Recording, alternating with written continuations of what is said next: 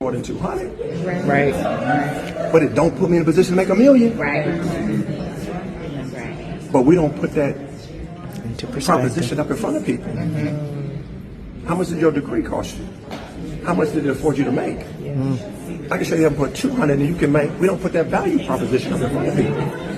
Because if people don't have, your brain is set up, you only know good because you know bad. You only know up because you know down. But most of us are not putting it in a value proposition for people to understand. Understand how education works. You got to take what somebody already knows, introduce something new, and they got to connect to that. That's how learning occurs. So if I never start with what you know, and I don't use what you don't know as a negative, I lose it as my opportunity to teach. I love when people ask me, is it a pyramid? I get excited because I know it gives me an opportunity to educate. And so to your point, what do you say? I ask more questions and make more statements, because if you say it, you can't go against it. If I say it, you can defend against it. So I ask you, is this a pyramid? What is your understanding of a pyramid? Because see, I'm getting equipped. Because there's only going to be one or two things. Either they tried something that didn't work, or they know somebody who did and it didn't.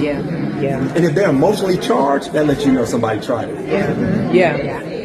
Right? Always one of the things you got to bring people in. Can I ask you a question? I always get permission. Can I ask you a question? Do your job bring you?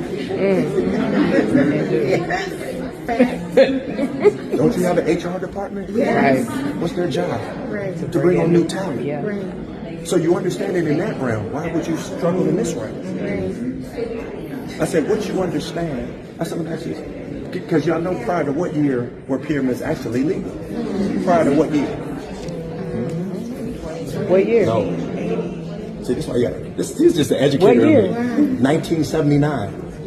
That's why your grandmama understood them as pyramids. Because prior to 1979, pyramids were legal. So if you were 60, 70, maybe 80, some of y'all miss Michael Jackson Off the Wall album, but we ain't gonna hold that against you. So you gotta remember, your grandparents were doing that. They was, and if you're in a Caribbean family, they actually still do susus. There's 10 families and everybody bring money and they pass on who get cash. That's what they still do in the Caribbean family today. But in 1979, the FCC got involved and said that there is no product or service. Movement of money is now considered illegal. 1979, and many of us in this circle were born then. So during your lifetime, pyramids were legal. That's why people hold on to that. It's not a foreign concept that just came.